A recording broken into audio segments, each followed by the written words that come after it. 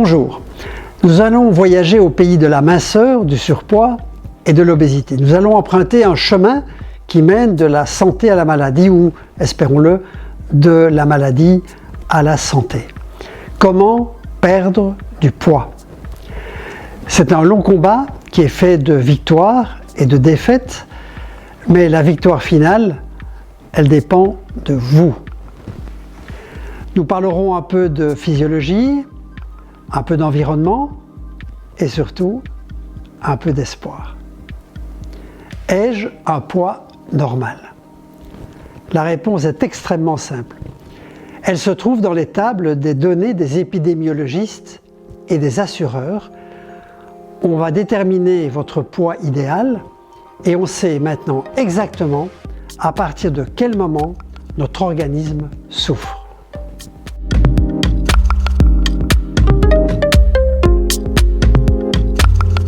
Regardons ce graphique qui semble complexe, mais qui est en fait extrêmement facile à interpréter. Il vous permet de calculer votre IMC, indice de masse corporelle, ou de manière plus internationale, le BMI pour Body Mass Index. Comment le calcule-t-on? C'est le poids exprimé en kilos qui est divisé par la taille au carré qui est évidemment exprimé en mètres. La résultante vous donne une valeur, en général comprise entre 20 et 50. Sachons que de 21 à 26, le BMI, l'IMC est considéré comme normal. À partir de 30, on parle de surpoids. À partir de 35, voire 40, on parle d'obésité morbide. Morbide, cela veut dire que les pathologies vont survenir et surtout que le décès peut être anticipé. Prenons un exemple. Une dame de 1,60 m peut peser jusqu'à 66 kg. À partir de 66 kg, elle est en surpoids. Et à partir de 75, elle est obèse. Pour un homme, prenons un homme d'1,80 m, jusqu'à 85-86 kg, son poids est correct et son environnement de santé est optimal. À partir de 100 kg, cet homme est considéré comme obèse.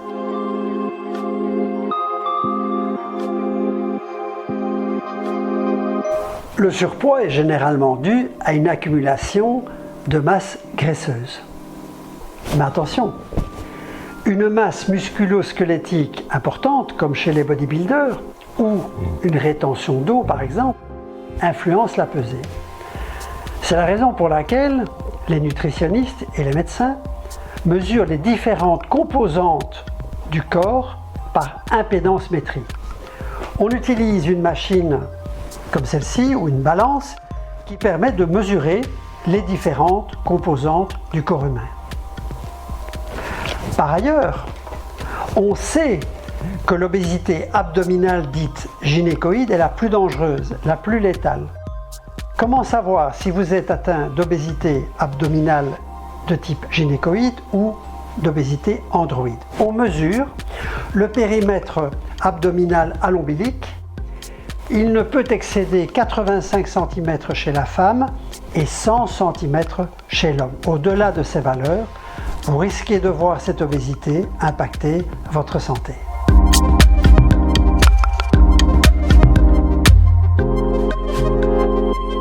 Tous les êtres vivants stockent des réserves pour faire face aux migrations, au froid, à la disette.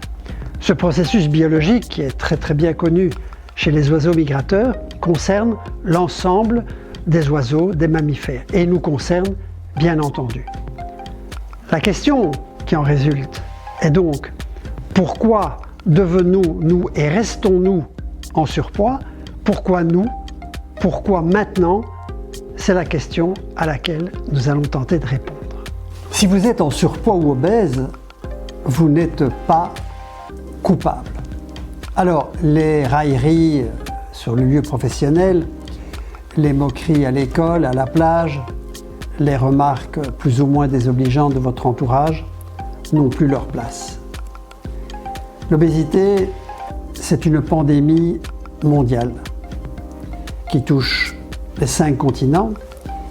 Et d'ailleurs, les cartes de l'obésité, des pathologies, de la mortalité par obésité, ont progressivement remplacé les cartes que nous connaissions jusqu'il y a une dizaine d'années de la famine dans le monde. Les conséquences de l'obésité en termes de survie sont actuellement plus importantes que les conséquences de la famine. Les courbes se sont croisées depuis une dizaine d'années. Alors posons-nous la question fondamentale. Comment sommes-nous passés en quelques décennies de la famine à la malbouffe? Plusieurs causes s'entrechoquent. La première cause essentielle, c'est certainement le développement de l'industrie agroalimentaire.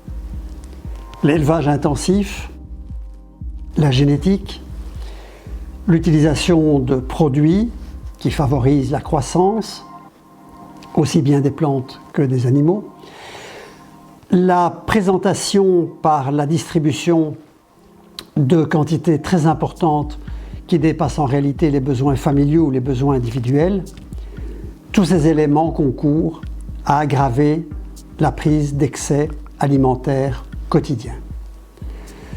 Un deuxième élément, c'est la sédentarité. Mais vous savez très bien que nous sommes invités à prendre les transports en commun, nous prenons notre voiture pour des trajets courts, et puis il y a les écrans, la télévision, et tout cela conduit à un manque d'exercice physique. Enfin, ne négligeons pas une chose, c'est l'information. Mieux nous sommes informés, mieux nous consommons. Et si l'information est nécessaire, c'est bien une des bonnes raisons pour vous livrer ces vidéos qui permettent de vous apporter de l'information la plus objective et la plus scientifique possible. Alors, nous avons parlé des éléments d'environnement. Nous ne sommes pas responsables de l'environnement. Mais l'environnement n'aura un effet que si nous mettons en application une série de règles. Donc, on dit toujours, vous n'êtes pas coupable, mais vous êtes responsable. Et vous êtes notamment responsable de gérer ce qui ne vous est pas dû forcément. C'est un patrimoine génétique qui peut transporter une information qui concerne l'obésité. Qu'en est-il? Eh bien, plusieurs gènes de l'obésité ont été identifiés au laboratoire d'abord, puis en clinique humaine, et ces gènes donnent une invitation métabolique à être obèse. Par quel facteur? La résistance des tissus à l'insuline, éventuellement la production de gréline, qui est l'hormone de la faim produite par l'estomac. Et donc, le patrimoine génétique peut être en partie un facteur extrêmement favorisant pour l'obésité. Donc, à l'environnement se rajoute ce facteur génétique qui est dans notre patrimoine, c'est-à-dire dans notre ADN. Certes, on ne naît pas obèse. Comme je vous l'ai dit, les facteurs se conjuguent et vont perturber les voies métaboliques. Ces voies métaboliques sont complexes. Elles relient des organes aussi différents que l'estomac, le pancréas, l'hypothalamus et même notre tissu adipeux. Et toutes ces interactions conduisent à des courts-circuits qui peuvent entraîner des dérapages. Et l'information transmise par ces organes se fait sur un support hormonal. On parle des leptines, on parle de la gréline, on parle de l'insuline et encore bien d'autres facteurs qui, lorsqu'ils sont perturbés, vont dérégler complètement la sensation de faim et surtout la satiété. Alors vous me direz, mais je ne peux pas moduler mon taux de gréline ou décider que mon pancréas va sécréter plus ou moins d'insuline. Bien évidemment. Mais vous êtes responsable de votre alimentation. Et la conduite de votre programme alimentaire, de votre manière de vous nourrir et de collecter les aliments, peuvent justement reconditionner les voies métaboliques qui sont nécessaires à un équilibre. Donc, le poids, votre surpoids ou pas, c'est comme un compte en banque. L'argent ne se crée pas et ne disparaît pas. Quand vous avez un compte en banque en équilibre, c'est que recettes et dépenses sont équilibrées. Et le poids, c'est la même chose. Si vous voulez un poids stable, il faut que dépenses et recettes soient strictement égales chaque jour. C'est la balance entre les recettes et les dépenses énergétiques qui vont déterminer votre poids. Les dépenses, ce n'est pas que le métabolisme de base, c'est aussi l'exercice physique. Mais c'est aussi autre chose. C'est le maintien de l'homéostasie. Alors vous ne le savez peut-être pas, mais pour garder sa température corporelle, on dépense de l'énergie. Si votre logement est en permanence surchauffé, que vous mettez des sous-vêtements, des survêtements, vous perdez le bénéfice de la perte calorique, de la perte énergétique nécessaire au maintien de cette température. Les bûcherons canadiens, les plongeurs professionnels savent très bien que lorsqu'on travaille dans des conditions extrêmement difficiles, froides, on doit prendre des quantités importantes de calories quotidiennement pour compenser les pertes et donc maintenir un poids et pouvoir continuer à travailler. Maintenant, les mythes et les adages.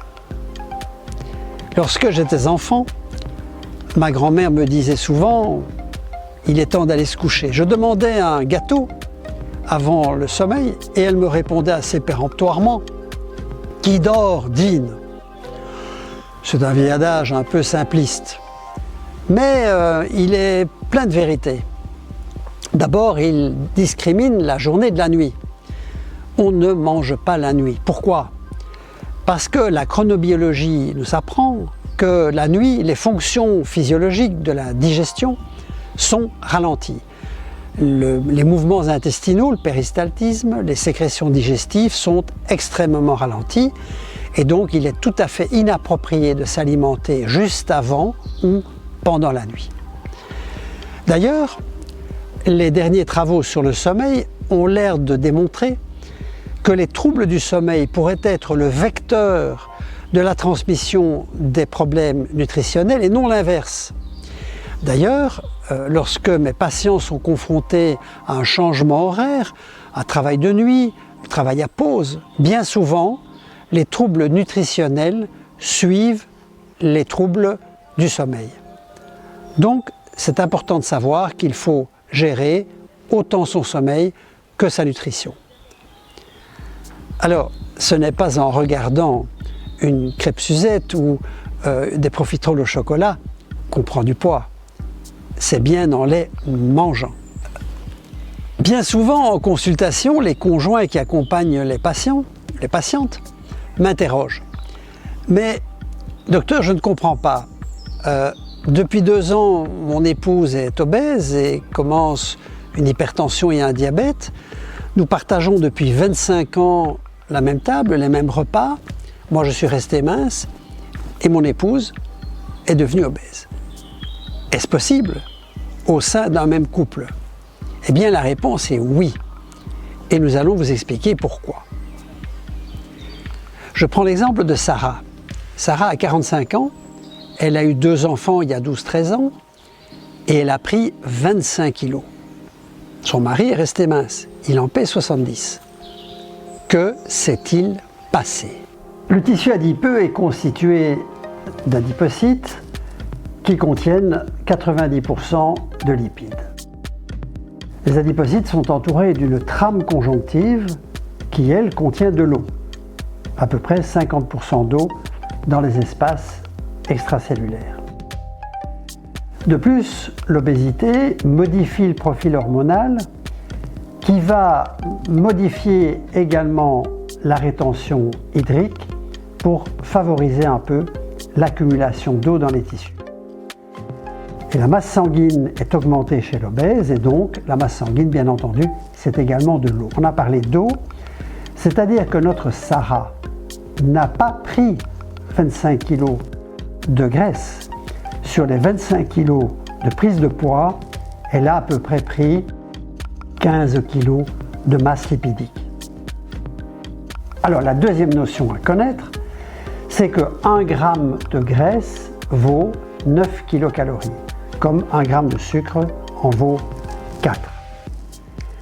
Nous allons donc diviser les 15 mg de graisse accumulée par Sarah. Nous allons les multiplier d'abord par 9, ce qui nous fait à peu près 135 000 kilocalories. C'est énorme. Mais nous allons devoir évidemment diviser ça par 12 ans, ce qui va nous ramener à peu près à 11 000, 11 500. Et puis par 365 jours. Donc en réalité, Sarah a accumulé chaque jour en moyenne un excès dans sa balance alimentaire de 30 calories et donc par repas de 10. Alors croyez-vous qu'en partageant un repas avec votre conjoint ou avec un ami, vous allez réaliser qu'il a pris 10 kilocalories de plus que vous, c'est-à-dire une cuillère de pâte, voire une cacahuète ou une amande. C'est évidemment totalement impossible. Pire que cela, si Sarah avait 3 fois par semaine été jouer au ballon avec ses enfants au parc, ou aurait gravi chaque jour 4-5 volets d'escalier 4 à 4, elle aurait consommé une trentaine de calories. Elle n'aurait donc pas accumulé les 15 000 grammes qu'elle a accumulés, et donc Sarah ne serait pas obèse. La question n'est donc pas uniquement ce que l'on consomme, mais vous l'avez compris, ce que l'on dépense. Je prends du poids, que se passe-t-il? J'ai mal au dos, je constate que mes vêtements sont trop étroits, je suis essoufflé, mais ces conséquences fonctionnelles, cosmétiques, ne sont finalement qu'une toute petite partie de la face cachée du problème. Pour comprendre, il faut rentrer dans la compréhension des modifications métaboliques. La prise de poids est consécutive à une consommation excessive de sucre et de graisse. Le sucre peut être converti par le foie en glycogène, qui est une réserve, et les sucres peuvent également être reconduits et stockés par le foie vers le tissu adipeux. Alors ce qu'il faut savoir, c'est que le foie lui-même est la première cible et donc la première victime d'une accumulation de tissu graisseux dans son parenchyme. Le foie devient alors ce qu'on appelle un foie gras, ce qui est bien connu notamment des éleveurs de canards ou d'oies. On appelle ça un foie stéatosique. Dans le langage médical, on parle de NASH, NASH pour Non-Alcoholic Steatohepatitis. Tout le monde connaît la cirrhose éthylique. Là, on parle de cirrhose sur obésité. Alors le problème, c'est que cette cirrhose, bien entendu, va conduire à une insuffisance du foie qui est grave. Mais 20 ans plus tard, la cirrhose peut conduire au cancer du foie. Et là, c'est une toute autre histoire. Alors, quelles sont les catastrophes qui se profilent? Sur le plan du tissu adipeux, les cellules, les adipocytes vont gonfler et leur membrane, qui contient les récepteurs à l'insuline, vont évidemment proliférer. Pour faire rentrer le sucre dans les cellules, le pancréas va être stimulé et il va produire de l'insuline en excès. On parle d'hyperinsulinisme. Le taux d'insuline donc augmente pour que le taux de sucre diminue. Et le pancréas court derrière. Jusqu'au moment où la situation décompense. Le pancréas ne suit plus, le taux d'insuline sera insuffisant et le taux de sucre va augmenter. Vous êtes diabétique. Contrairement au diabète de type 1 où on manque d'insuline, dans le diabète de type 2, vous avez en fait eu un excès d'insuline qui finalement devient lui-même insuffisant. Il y a une deuxième catastrophe, c'est la circulation des lipides dans le sang. Ces lipides vont circuler, ils vont s'agglomérer tout doucement à la paroi des vaisseaux, ils peuvent même pénétrer dans la superficie de ces vaisseaux et il va faire perdre aux vaisseaux leur élasticité. On parle de compliance. Et vous savez que quand vous injectez un liquide dans un tube qui se rigidifie, la pression monte. Vous devenez hypertendu. Hypertension artérielle avec toutes les conséquences que la plupart d'entre vous connaissent. Conséquences, bien entendu, cardio-pulmonaires, conséquences rénales et possibilité d'accidents vasculaires, notamment d'accidents vasculaires cérébraux. Et puis, ce n'est pas tout. Lorsque le BMI, le Body Mass Index, va dépasser 35, d'autres problèmes surviennent. Il y a une chute de l'immunité. On a d'ailleurs parlé lors de la dernière pandémie du Covid-19 que le virus touchait surtout les obèses et que les obèses n'avaient pas le pouvoir immunitaire compétent pour lutter contre ce virus. C'est valable pour toute une série d'infections. Ce n'est pas tout. L'obèse va pouvoir développer des apnées du sommeil avec des arrêts respiratoires. Il va développer des pathologies gastro-intestinales. Il peut développer du reflux, des ulcères gastriques. Et lentement, le risque de cancer va augmenter, notamment le cancer du sein et le cancer du côlon. Vous voyez donc que tout votre état de santé est en train de rentrer en collapsus et c'est bien entendu toutes ces maladies qui vont diminuer votre espérance de vie. Tout d'abord, les fausses pistes. Il faut bien comprendre que les facteurs génétiques, environnementaux, sociétaux qui ont présidé à la survenue de votre surpoids ou de l'obésité, ces facteurs sont présents toute votre vie. Donc vous n'allez pas résoudre un problème structurel de long terme par une action ponctuelle. Passons maintenant aux choses sérieuses. Ce n'est pas en apportant une bouteille de champagne lors d'un dernier entretien avec votre employeur que vous sauverez votre emploi si on a décidé de vous licencier. Non. Si vous voulez gagner ce combat, il faudra définitivement changer ce que vous pouvez.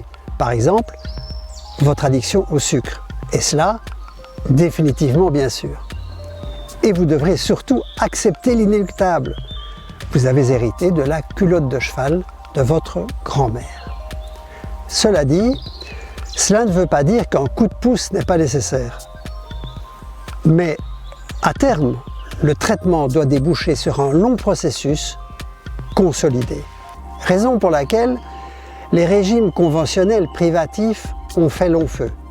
Combien de mes patients n'ont pas dépensé des fortunes en régime hyperprotéiné, en faux anorexigènes?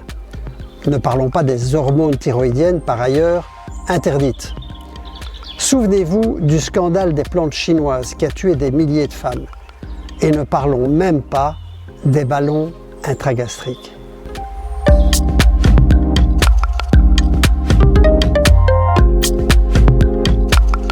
Quatre axes méritent notre attention. Tout d'abord, un coaching personnalisé, incluant une prise en charge multidisciplinaire, dans laquelle bien entendu il y a une rééducation diététique, un support psychologique et une prise en charge physique, donc de l'exercice physique, une activité sportive continue, bien entendu, sur le long terme. 2. Il faut une éducation culinaire, c'est-à-dire un recadrage en termes de collecte des aliments de bonne qualité, de leur préparation, de leur présentation. C'est fondamental, il faut éviter les habitudes désuètes qui souvent déséquilibrent notre assiette. 3. Lorsque l'obésité est morbide, donc grave, une chirurgie élective permettant de réduire la production de ghrelin par l'estomac a toute sa place, mais, je le répète, dans un environnement de prise en charge multidisciplinaire. Et enfin, à moyen terme, les chercheurs espèrent déterminer, identifier une molécule ou peut-être un complément alimentaire qui peut agir sur la physiologie de la faim, mais aussi, notamment, sur le microbiote dont on sait maintenant qu'il joue également un rôle.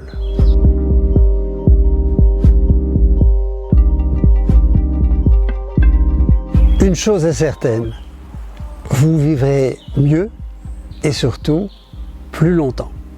Mais ce qui est essentiel, c'est l'acceptation par votre entourage, par les gens que vous aimez, de votre nouvelle santé, de votre nouvelle capacité physique et professionnelle.